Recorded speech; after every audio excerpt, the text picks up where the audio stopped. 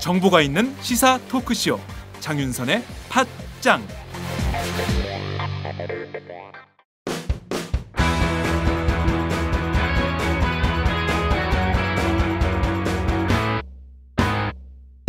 색깔 있는 인터뷰. 색깔 있는 인터뷰 시작하겠습니다. 국정원이 이탈리아 해킹 업체로부터 스파이웨어 RCS라는 프로그램을 사들여서 지금 큰 충격에 빠져 있는 상황인데요.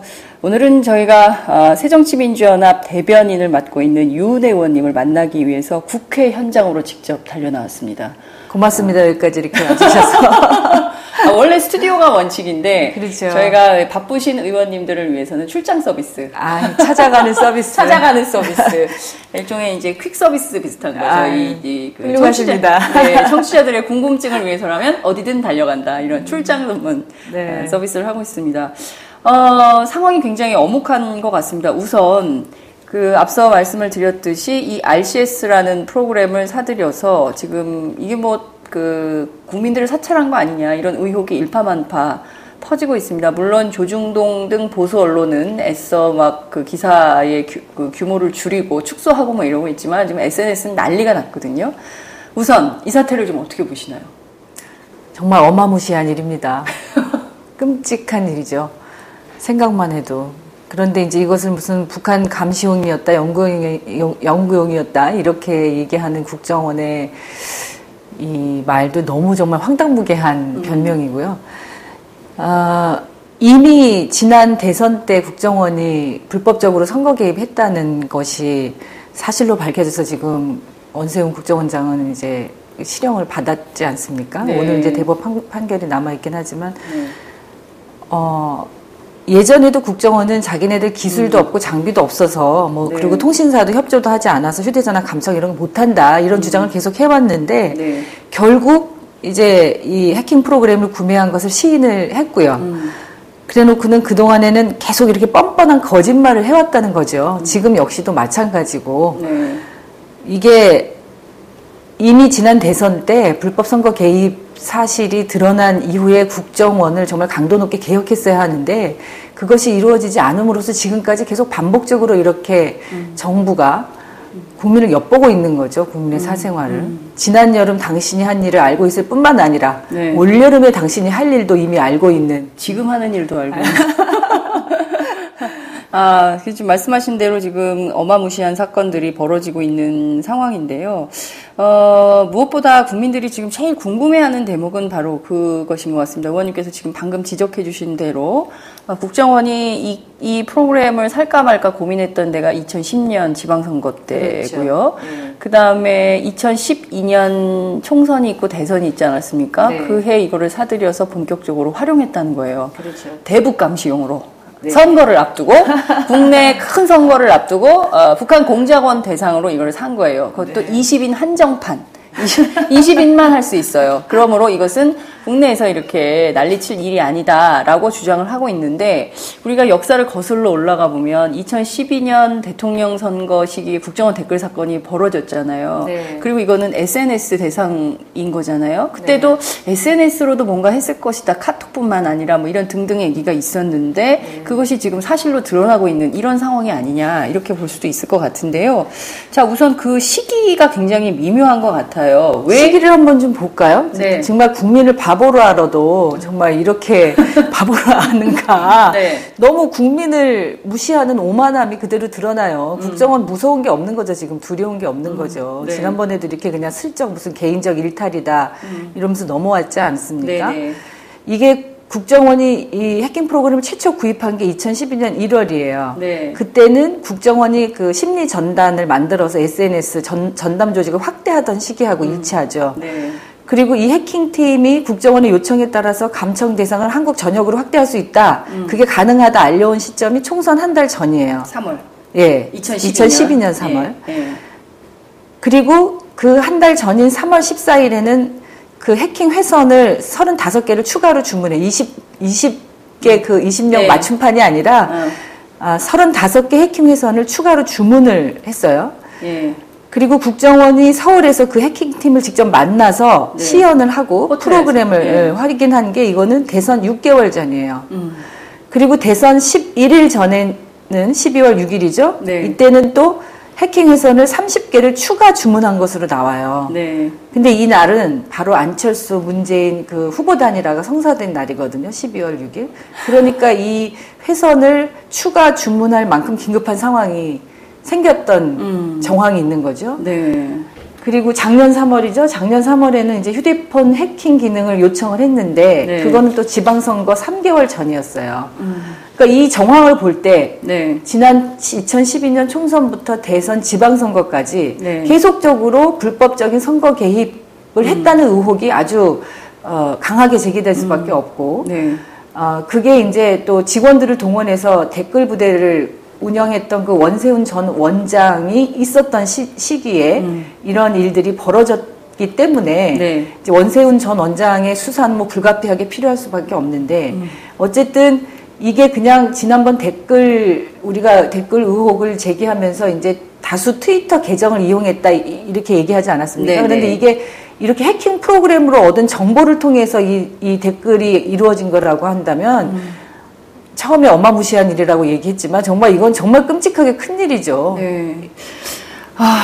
이게 말이 잘 안 떠올라요. 일단 우선 우리 국정원 굉장히 특이합니다. 의원님께서 쭉 지적해 주신 대로 2012년 1월 그러니까 총선 앞두고 그리고 대선 앞두고 지방선거 앞두고 북한 공작원 대상으로 이렇게 해킹을 해요. 이 굉장히 특이한 그 국가정보기관이에요. 이런 국가정보기관이 왜 우리 국정원은 국가정보에 필요한 것들을 선거 앞두고만 할까, 선거 앞두고만 이런 것들을 할까, 이런 생각이 좀 드는데, 이병호 국정원장은 이런 말을 했습니다. 내국인을 대상으로 활용한 적이 없다. 그랬다면 내가 다 책임지겠다. 이런 얘기를 했거든요. 이 말에 어떤 진실이 있다고 보십니까? 눈꽃만치의 진실도 없고요. 이건 뻔뻔한 거짓말이죠. 네. 그리고 그렇게 얘기하는 거는 그냥 개인적 일탈이다. 혹은 또 이런 사실이 드러날 경우에 그냥 나만 물러나면 된다. 그것으로 이렇게 사건을 축소하고 은폐하려고 하는 의도가 담겨 있지 않나 싶고요. 네.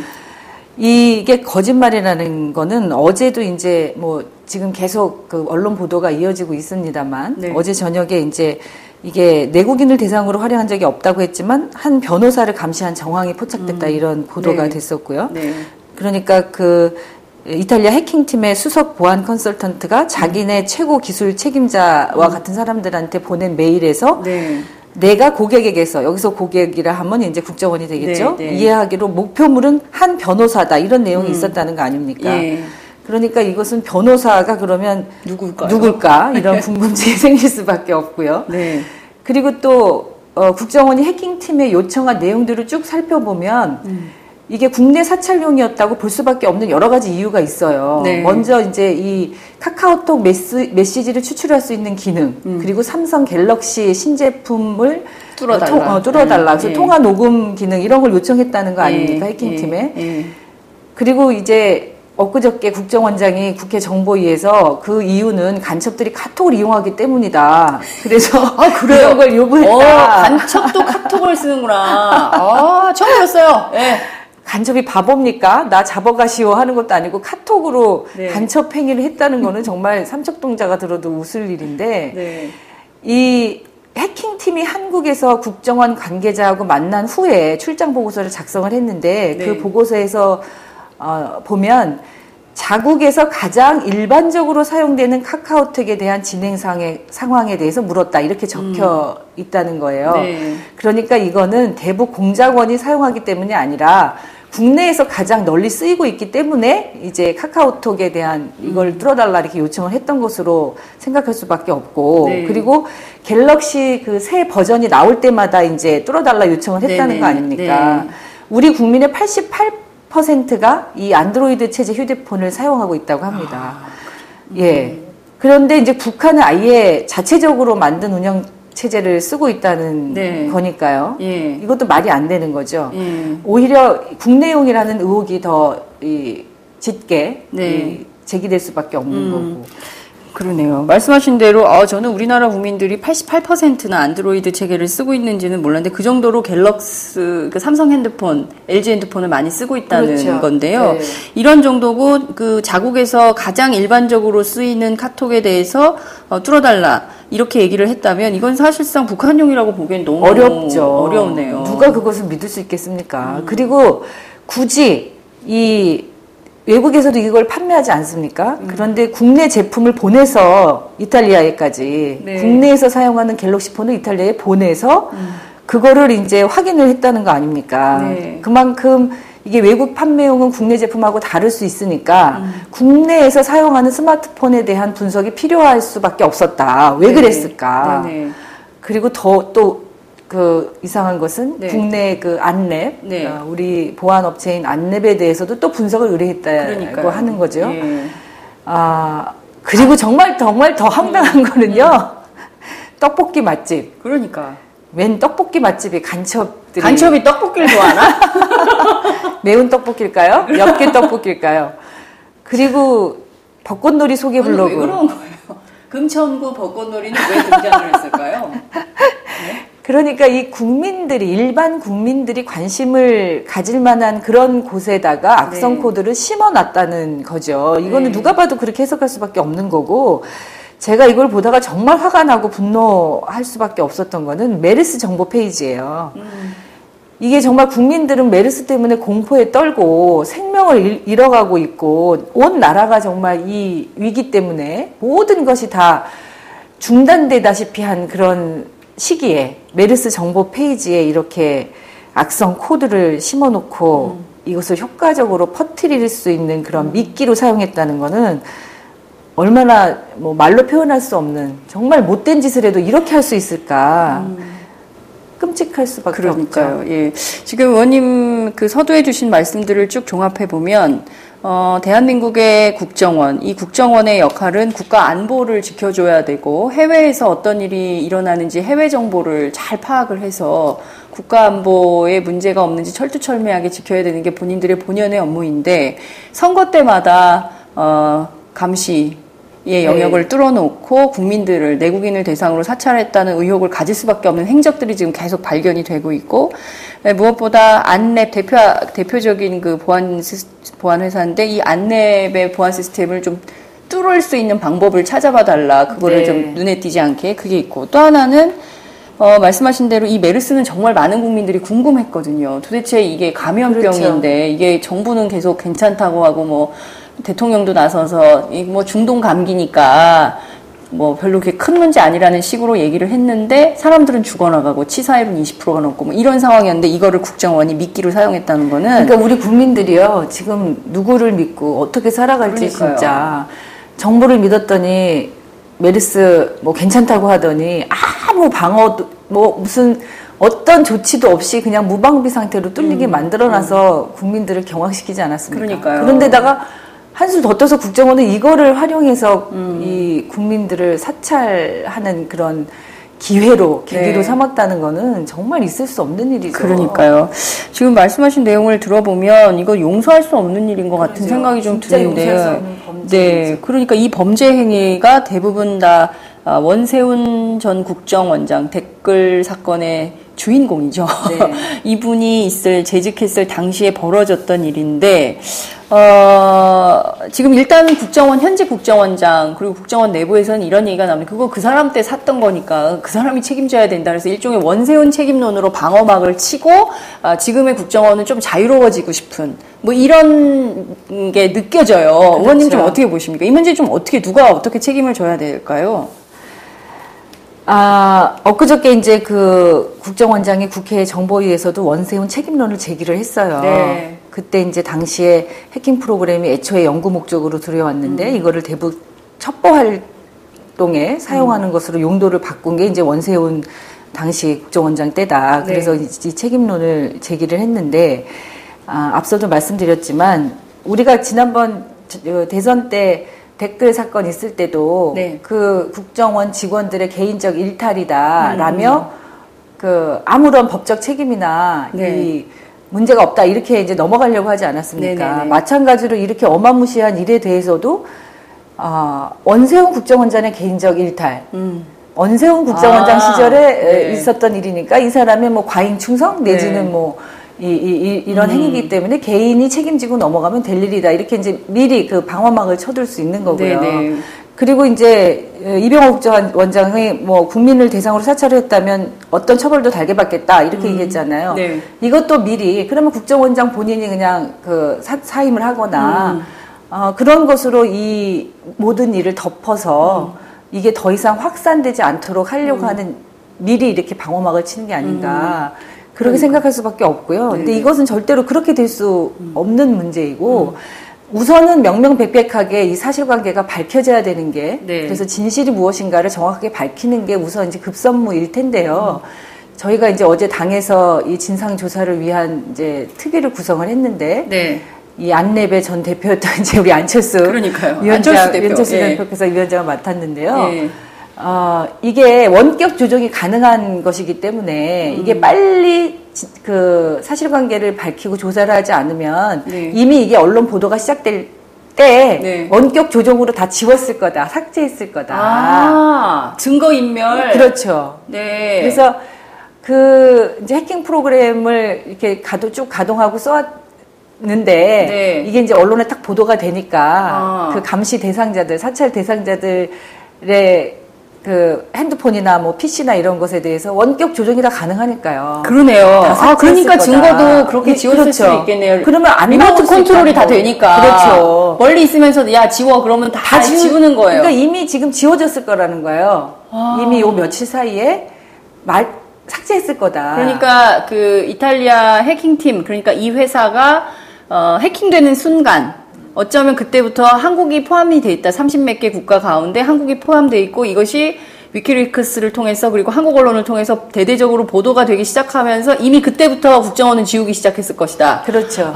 추정해 볼 수 있잖아요. 개인적인 그 국내에 본인들이 사찰 대상으로 삼은 사람들에 대한 그러면 이제 지워버릴 수 있는 거잖아요. 그렇죠. 이제 증거를 남기지 않기 위해서. 그래서 어제 이제 말씀을 들었더니 삭제를 했는데 바로 이거를 해보면 이제 나올 수도 있다. 복원. 복구까지는 아닌데도 흔적이 잡힐 수 있는데 이게 그냥 시간이 지나면 거기 이제 다시 또 핸드폰에 뭐 다른 앱을 깐다던가 뭐 이렇게 계속 쓰잖아요. 사용을 하잖아요. 그러면 그게 이제 흔적이 지워져서 시간이 지날수록 그거를 찾기가 더 어렵다. 빨리 해야 되겠네요. 그래서 빨리 이것을 해야 된다.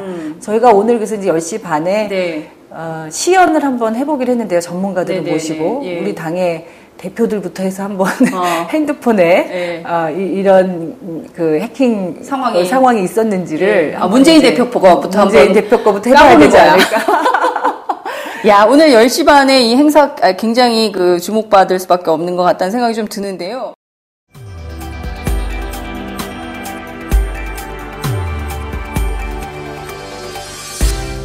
그 팟캐스트에 광고하는 이 사장님들이 저는 굉장한 분들인 것 같아요. 정말 다 그 사실상 영세한 사업자들인 거잖아요. 그래서 제가 오늘 그 얘기를 하려고 그러는 거야. 가끔가다 댓글을 보면 광고 유치하느라고 얼마나 힘들어. 첫 번째, 이분들이 무척 영세한데 열심히 사는 분들이야. 그게 우리가 검증을 해보면 좋은 물건들이야. 그런데 댓글에다 뭐라 하냐면 광고 많이 나왔구나 스킵했어요. 자랑이다 들아. 스킵한 게. 광고 들어야 돼. 광고 듣고 한 번만. 팟짱에는 지금 안타깝게도 스킵할 광고가 없습니다. 장윤선 기자와 제가 오래오래 취재 현장을 지킬 수 있는 방법은 여러분의 좋아요와 구독하기 그리고 광고입니다. 팟짱을 응원해 주실 개념찬 광고주를 기다리고 있습니다. 서울 733-5505 내선번호 108번 서울 733-5505 내선번호 108번 지금 전화 주십시오.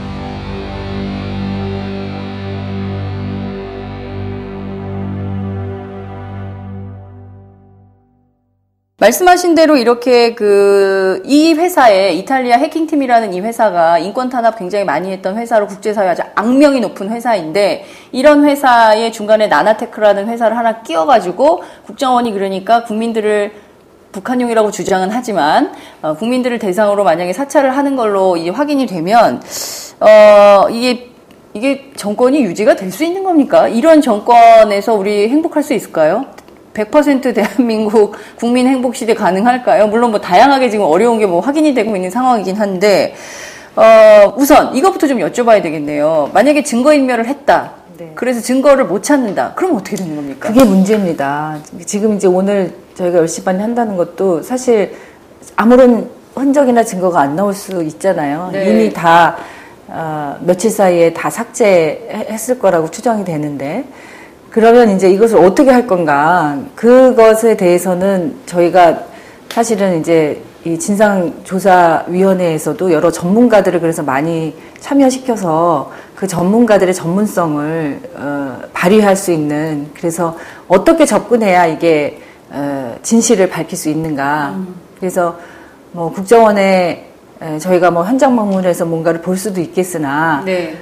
그것도 전문성이 있어야지 뭔가를 그렇죠. 헤쳐볼 수 있지 않겠습니까? 네네. 그리고 이제 또 국정원이 정보기관이기 때문에 아무나 뭐 갈 수 있는 상황도 그렇죠. 아니고요. 네. 그래서 이제 진상조사를 하는 것에도 굉장히 그런 제한적 요소가 많다. 그래서 많은 제보와 이 혹시 이렇게 의심하고 혹시 이렇게 불안하고 또 공포에 많이 다 노출돼 있잖아요, 우리 네, 국민들이. 네. 산축으로는 저희 당에서 국민들을 안심시켜드리기 위해서, 이거는 사실 또 여야의 문제가 아니에요. 네. 여당 의원들도 그렇게 사찰 대상일 수 있었을 텐데. 제가 보기에는 당연히 예. 그렇겠죠. 친박 아니면 됐지 않았을까요? 우리 유승민 전 원내대표 핸드폰 봐야 돼. 또 어떨지 핸드폰 모르죠. 봐야 돼. 그분 핸드폰 봐야 돼요. 그분 핸드폰 정말 위험합니다. 예, 근데 예. 그랬을 텐데 이게 여당이 마치 그 국정원을 옹호하는 듯한 태도를 지금 취하고 있는 것은 굉장히 유감스러운 일이고요. 네. 저희는 이게 여야의 문제가 아니기 때문에 국회 차원에서 네. 진실을 밝히기 위한 특위를 만들어서 같이 이 진상규명에 나서야 되는 거 아닌가, 네. 이런 생각을 갖고 있고, 그것에 진실에 접근하기 위한 다양한 방법을 네. 전문가들을 포함해서 이제 저희가 가동을 할 것이고, 또 관련해서 국민들의 적극적인 제보나 이런 이 참여들이 있어야 되지 않을까. 그리고 이제 한쪽으로는 불안해하고 계시는 국민들을 좀 안심시켜드린다는 의미에서라도 저희가 원하시는 분들은 핸드폰이나 PC에 대한 그 점검, 네. 이런 것들을 당 차원에서 좀 이렇게 해드리려고 그렇게 계획 중입니다. 예. 지금 민간 차원에서는 디텍트라는 프로그램이 있어서, 근데 이게 실제 구동을 해보면 잘 안 된대요. 그러니까 이제 해외에서 인권운동가 사찰할 때, 그러니까 이 이탈리아 해킹팀이 자꾸 이제 인권운동가들 해킹하는데 그런 프로그램을 제공하니까, 이 반대 측면에서 어쨌든 시민운동, 국제사회에서 시민운동 하시는 분들이 이게 되는지 안 되는지 확인할 수 있는 그 디텍트라는 프로그램이 만들어져서 이걸 국내에서 구동을 해봤더니 잘 안 된다고 그러더라고요. 근데 새정치민주연합이 그걸 해낸 거군요. 네? 오늘 한번 이제 해서 그게 잘 구현이 되도록 해서 네. 국민 여러분들께도 원하시는 분들 그 서비스를 좀 해드릴. 그렇군요. 예. 야, 안철수 연구소에서 무료 백신 막 그렇죠. 했잖아요. 그래서 막 인기가 올랐었는데, 예. 이번에 그러면 새정치민주연합이 그걸 좀 해주시는 겁니까? 예, 이거는 전 국민적 사안이기 때문에 네. 이 오마이뉴스에서도 찾아가는 이 팟짱 서비스를 하듯이 저희가 찾아가면서 하기는 좀 어려울지도 모르겠으나 전문가가 네. 좀 제한적이고 네. 공간의 문제도 있고 해서 저희가 센터 같은 걸 좀 설치를 해가지고 그런 서비스, 그리고 네. 이거는 사실은 대국민적인 그렇습니다. 온 국민이 다 그 불안에 떨고 있을 수밖에 예, 없는 예, 거라서 예. 그것을 좀 안심시켜 드리고 진상을 규명하고 이제 더 나아가서는 사실 이것에 대한 철저한 이 제도적 대책을 마련하는 게 필요하지 않습니까? 네. 국정원을 개혁하라고 계속 그렇게 주장을 했건만 셀프 개혁을 주문만 했잖아요. 박근혜 대통령 셀프 개혁해라. 네. 그리고 지금까지 개혁한 게 뭐가 있습니까? 국정원장 몇 차례 바뀌었어도 전혀 이런 정치적 또 선거 앞두고 선거 개입, 네. 이 본래에 하라는 업무는 언제 하는지 모르겠고요. 그러게요. 예. 네. 지금 제1야당으로서의 면모를 정말 오랜만에 제가 느끼고 있습니다. 이 첫 번째 진상규명을 위한 활동을 하겠다. 두 번째는 대국민 안심 프로그램. 사실요, 이게 RCS가 메르스예요.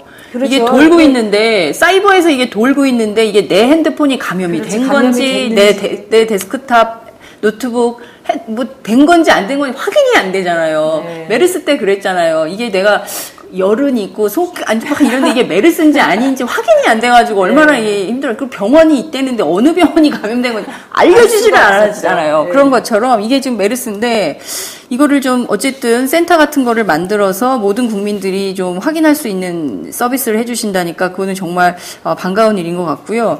제도적 대책에 대해서는 정말 심각한 것 같습니다. 네. 국정원 댓글 사건 이후에 과연 앞으로 대한민국에서 안전한 선거가 가능한 거냐라는 국민들의 문제제기가 굉장히 많이 있었습니다. 이번 선거해도 판판이 민주당이 지는 거 아니야?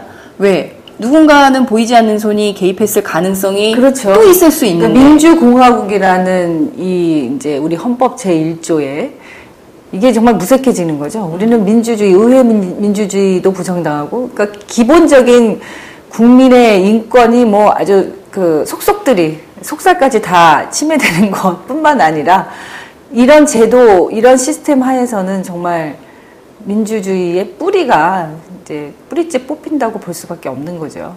그만큼 큰 위기라고 생각하고 그래서 제도적 네. 그 개선책 아주 정말 강도 높은 국정원의 개혁 네. 이것을 가능하게 해야 되는데 이제 그러려면 사실은 이 여야가 함께 힘을 모아야 되고 네. 대통령도 사실 이런 사실을 알고 계셨을까? 박근혜 대통령 핸드폰은 괜찮을까요? 뭐 하여튼 여러 가지로 대통령도 국정원이 이런 식으로 이 국내 국민들을 이 핸드폰이나 PC를 활용해서 이렇게 도감청하고 있었다 불법적으로 네. 이런 사실을 알고 계셨는지 모르겠는데 이거는 정말 대통령도 이렇게 나서서 이 바로잡아야 되는 중대한 사안이기 때문에 네. 지금 이게 대북 첩보 활동을 하는데요. 이것도 네. 해킹을 통해서 하면 불법인 거예요. 지금 현행 법으로도. 네. 해킹은 정말 명백한 불법 행위거든요. 예. 이게 만약에 이런 해킹이 아니라 이제 도감청을 하려고 하더라도 법원의 영장을 발부받아야 되는 거 아닙니까? 그렇죠. 통신비밀보호법에 따라서 그리고 법원 영장 없이 하려면 대통령 승인을 받아서 감청을 할 수가 있는데 네. 대통령 승인을 서면으로 받아야 돼요. 이게 확인이 됐나요? 서면으로 받은 건지? 아니요. 이건 아니죠. 예. 네. 그래서 승인을 만약에 받았다고 하더라도 만약에 그 감청 대상자가 네. 우리나라 국적을 가진 내국인하고 통신을 할 때 감청을 했다. 네. 그러면 그것도 추가로 법원의 허가를 받아야 하는 겁니다. 네. 우리 당의 문병호 의원께서 이렇게 그러니까요. 밝히셨는데 네. 그렇다면 국정원이 이 감청의 영장을 받았거나 혹은 대통령의 승인을 만약에 받았다 하더라도 네. 이 프로그램, 이태리에서 이 수입한 이 해당 프로그램을 사용한 것은 감청의 범위를 벗어난 거죠. 이미. 그렇기 때문에 이거는 뭘 했다 하더라도 명백한 위법행위이다. 이제 서강대 이호준 교수께서 또 이런 해석을 해주셨어요. 예. 그러니까 이게, 영장을 발부받아서 하는 감청과 지금 하는 해킹은 완전히 개념이 다른 거고, 그래서 이미 법적으로는 이거는 명백한 불법 행위이고, 그러면 이러한 불법에 대해서 대통령이 어떤 조치를 취할 것인가는 매우 중요한 일이죠. 대통령이 이 사안에 대해서 어느 만큼의 중요성을 느끼고 계시는지. 네. 그래서 이 국정원이 본래에 정말 국외에 이런 정보들을 수집해서 우리나라의 안보를 튼튼히 지킬 수 있는 그런 본연의 역할을 하는 걸로 국정원이 거듭나지 않으면 네. 우리나라는 온 국민이 이렇게 어마무시하게 감시당하면서 누가 이 땅에서 살고 싶어 할까. 그러니까요. 네. 지금 보면 한두 가지 문제가 아닌 것 같습니다. 도대체 국정원이 왜 2012년 1월에 이거를 사서 그리고 뭐 원세훈 책임론을 주장하지만 2014년 3월에는 더 확대할 것을 요구한 거 아닙니까? 그러면 이때 이병기 원장 시절인데요. 지금은 대통령 비서실장인. 네. 그러면 요때는 이분이 또 책임져야 되는 건가? 뭐 이런 생각이 좀 들기도 하고요. 그럼 과연 현재는 상황이 어떤 건데 이병옥 원장은 정말 책임이 없는 건가? 이게 지금 총괄적으로 검찰의 수사가 좀 필요한 것 같습니다. 왜냐하면 그렇죠. 검찰이 당시 국정원 댓글 사건 때도 원장님 지시 강조 말씀 같은 것들이 나올 수 있었던 게 압수수색을 통해서 나온 건데 그런 것들을 좀 검찰이 해야 되는 거 아닌가요? 그런 걸 당에서 좀 촉구할 생각은 없으신가요? 이제 당이 저희가 진상을 조사하기 위한 특별위원회를 구성을 했어도 저희가 수사권을 갖고 있는 것이 아니기 때문에 예. 당연히 이 검찰 수사가 필요하죠. 검찰이 정확하게 이 명백한 진실을 밝히기 위한 철저한 수사를 해줘야 되는데 네. 이게 또 문제지 않습니까? 여태까지 이 원세훈 전 원장에 대한 수사도 사실 흐지부지 이렇게 네. 되어 와서 1심에서는 사실 무죄 판결 났었어요. 그러니까요. 이게 선거법 무죄 예, 선거법 무죄 받았었죠. 2심에서 이제 그 선거에 개입한 것이 인정이 돼서 이제 실형을 받긴 했습니다만 이런 식으로 이제 국정원, 검찰 이 정부 조직들이 권력기관들이 짜고 치는 고스톱 치는 것처럼 이렇게 면죄부 주는 수사를 해서는 뭐 하나마나한 게 되기 때문에 네. 저희가 앞서도 말씀드렸습니다만 여야가 함께 이 국회 그 특위를 구성하고 네.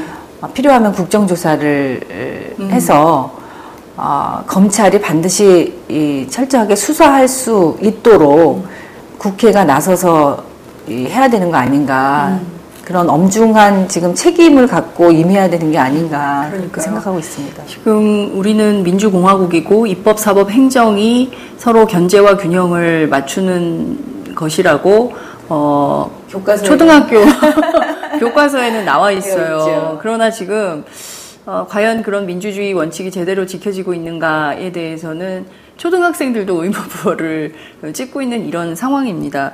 말씀하신 대로 국정원이 이렇게 선거 때마다 해킹 프로그램, 그러니까 지금 이렇게 보면 퍼즐의 조각들이 하나하나 맞춰지고 있는 것 같아요. 그러니까 2012년 댓글, 그 삼성동의 오피스텔에서 벌어졌던 그 현장을 시작으로 해서 지난 그 한 3년여, 2년 6개월, 3년여 기간 동안에 쭉 오면 해킹까지 온 거예요. 그러니까 결과적으로 따지고 보면 국정원이 해킹 프로그램을 사서 해킹을 하고 해킹을 통해서 드러난 정보를 가지고 공작을 댓글 공작까지 하고 네. 그리고 사이버 사령부도 그렇게 하고 그러면 도대체 이 끝은 어디로 가는 건가? 그러면 국정원은 과연 2012년 대선에만 쓰려고 이 프로그램을 도입했을까? 그게 아니라면 계속된다면 내년 선거는 안전한 건가? 내후년 대통령 선거는 안전한 건가? 이런 생각들을 합리적 의심을 해볼 수밖에 그럴 수밖에 없죠. 예. 이제 내년 총선도 얼마 안 남고 또 중요한 거는 저희가 2017년에 정권 교체라는 그 우리 당 그리고 이 민주개혁 진영의 그 많은 바램을 2017년에 이제 정권 교체를 통해서 우리 민주공화국 대한민국을 좀 바로 세워야 하는 그런 일을 저희가 이제 해야 하는데 이런 식으로 선거 때마다 이거는 그냥 일회적인 선거 때 일시적인 게 아니라 지금 쭉 이제 말씀하셨다시피 2010년부터 체계적으로 계획적으로 준비를 하고 실행을 해온 거잖아요. 네. 필요한 것에 누구를 사찰할까 어떻게 할까 이런 거를 다 고민하고 그거에 맞게 그러니까요. 정말 맞춤형이야 진짜 선거 맞춤형. 그러니까요. 그리고 우리나라가 거기 그 30개국에 포함되어 있다는 것도 굉장히 부끄러운 일이잖아요. 창피한 일이잖아요. 네. 정말 국제사회에서 대한민국이 이렇게 인권 후진적인 나라였나. 어깨를 날았냐. 네. 그것도 굉장히 정말 부끄러운 일인데 어쨌든 선거를 앞두고 그 권력을 지탱하고 유지하기 위한 수단으로 이렇게 국가정보원이 나서서 했다는 거는 정말 이거는 글쎄요. 요새 그래서 이제 유신시대 이 박정희 정부 때를 오버랩하면서 그때로 돌아간 것 같다는 말씀들을 많이 하시는데 그때는 사실은 이런 거 없었잖아요. 그때는 어떤 뭐 하여튼 물리적인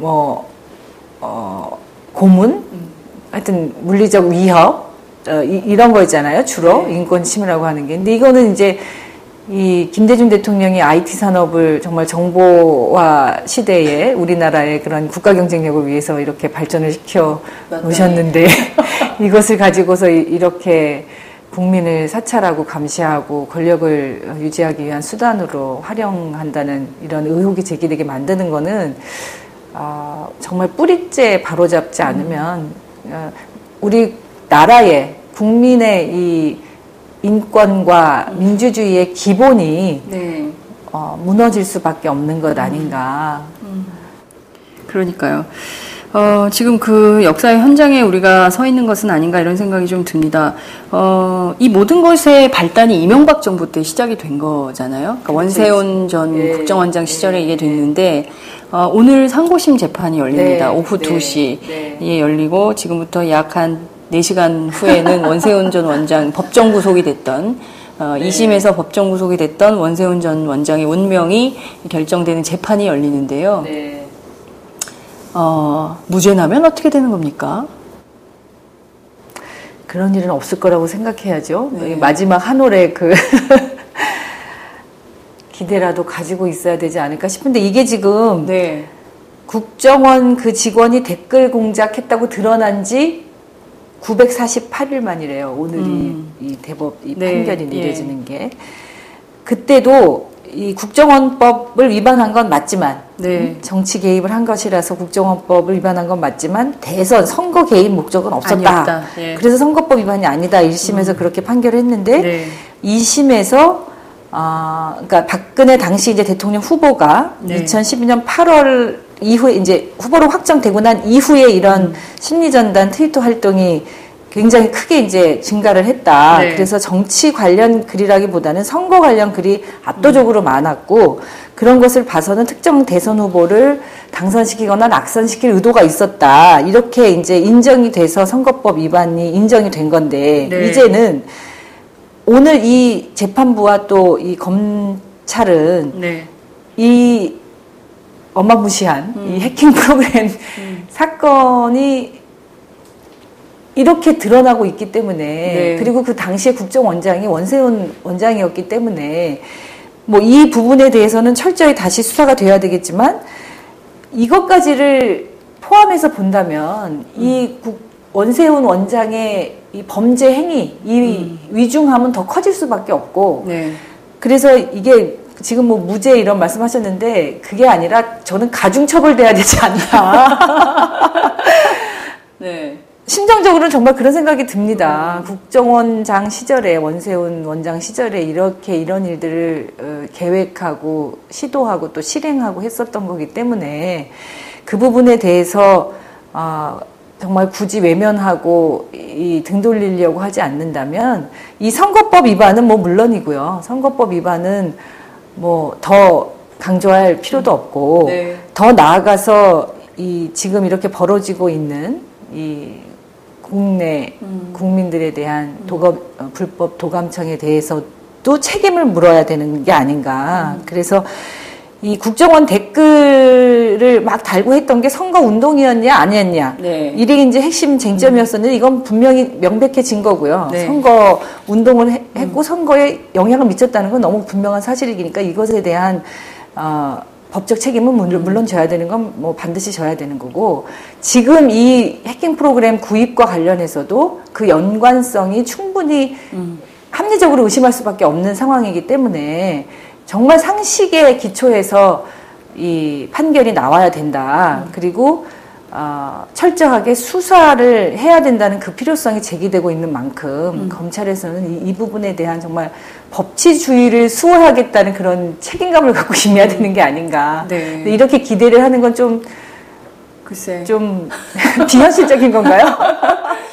대법원의 성향이라는 게 있어서요. 저는 사실 저뿐만 아니라 많은 언론인들이 이제 비슷한 생각들을 하는데요. 사실 오늘의 판결이 박근혜 정부가 유신인지 아닌지를 보여주는 지렛대가 되지 않을까. 이를테면 이렇게 많은 증거와 문제 제기가 됐음에도 불구하고 선거법 만약에 무죄를 판결한다고 한다면 권력의 신여라고 비판을 되게 받지 않았습니까? 사법부가 유신 정권 때 그랬던 것처럼 똑같은 우를 반복하는 게 아니냐. 그런데 여기서 정말 지금 이 스파이웨어가 이렇게 막 심어져가지고 곳곳에 문제가 되고 있는 이 상황을 보면서도 그런 판결을 내린다면 뭘 기대할 수 있을까 이런 좀 비관적 생각이 들고요. 그 반대의 경우라면 그래도 우리 사법부가 좀 살아있다 이런 걸 좀 확인할 수 있는 기회가 되지 않을까. 마지막 한 가닥 희망? 그 희망은 우리 사회가 그래도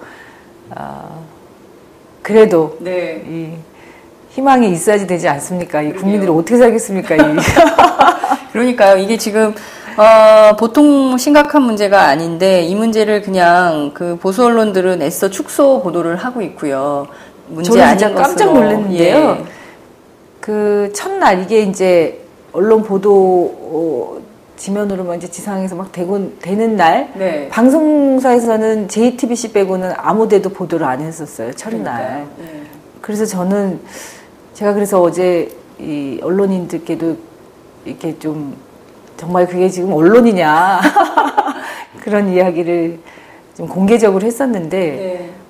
언론이 해야 될 역할은 네. 정말 이런 것을 감시하고 제대로 자기 자리를 제대로 잡을 수 있게끔 해야 되는 게 언론의 역할인데 그런 것을 뭐가 있어서 이렇게 두려워하는 건지 아니면 뭐 미리부터 이렇게 알아서 눈치 보고 이렇게 쫙 알아서 해주는 건지 그런 언론이 굉장히 이 사안들이 국민들이 느끼는 이 중요성만큼 근데 언론인들도 그 공격의 대상이 누구보다도 우선적으로 될 수 있는 그렇죠. 사람들이잖아요. 네. 나의 문제예요. 네, 그러니까 이게 다른 사람의 문제가 아니라 언론인 바로 당사자들의 문제인데 내 문제라고 생각하면 그렇게 그냥 아무 소리 안 하고 그렇죠. 입 닫고 가만히 있을 수 있을까.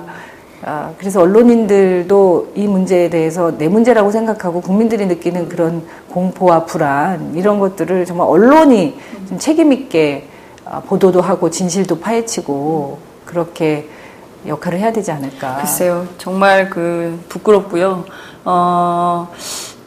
그나마 오마이뉴스 같은 대한 언론이 좀 역할을 잘 해야 되는데 저희 너무 작은 언론이어서 좀 이 400기가라는 방대한 분량을 전부 분석하는데 힘에 부쳐요. 그래서 저희한테도 많은 힘을 좀 주셔서 이게 지금 그야말로 우리가 그 지식 네트워크 사회에서 정말 집단지성의 힘을 보여야 할 때가 바로 지금 이 타이밍인가 그렇죠. 아닌가 싶습니다. 공동의 작업이 필요합니다. 그렇죠. 공동의 작업의 힘으로 새정치연합에도 또 오마이뉴스에도 많은 정보와 힘을 주시면 좋겠다는 말씀을 좀 드리고요. 네. 저희가 오늘 정말 듣고 싶은 얘기가 너무 많은데 일부밖에 못했어요. 지금 시간이 조금. 그러게요. 메르스 얘기도 해야 되고 박근혜 대통령 리더십도 얘기를 해야 되고 또 특히 새정치민주연합 당내 문제 얘기를 해야 되는데 한 가지도 못해서 네. 오늘 2부로 하고요. 네. 2부를 예약하도록 하겠습니다. 조만간 2부로 다시 한번 찾아뵙도록 하겠습니다. 오늘 말씀 정말 잘 들었습니다. 감사합니다. 고맙습니다. 오마이뉴스도 힘내세요.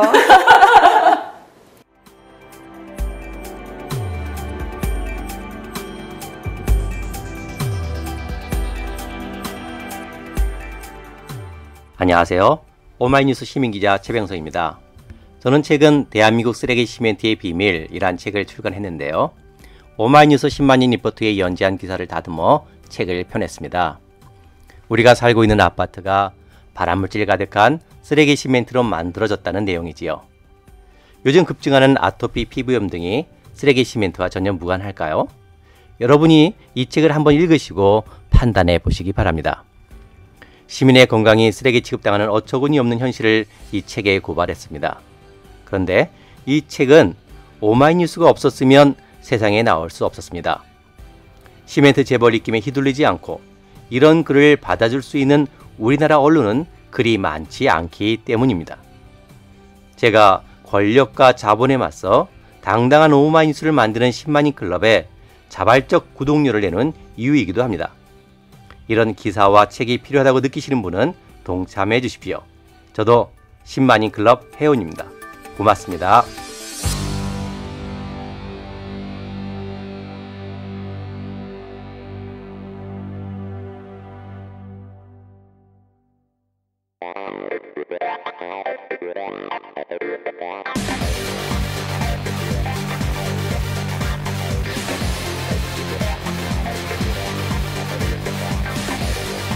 정보가 있는 시사 토크쇼 장윤선의 팟짱.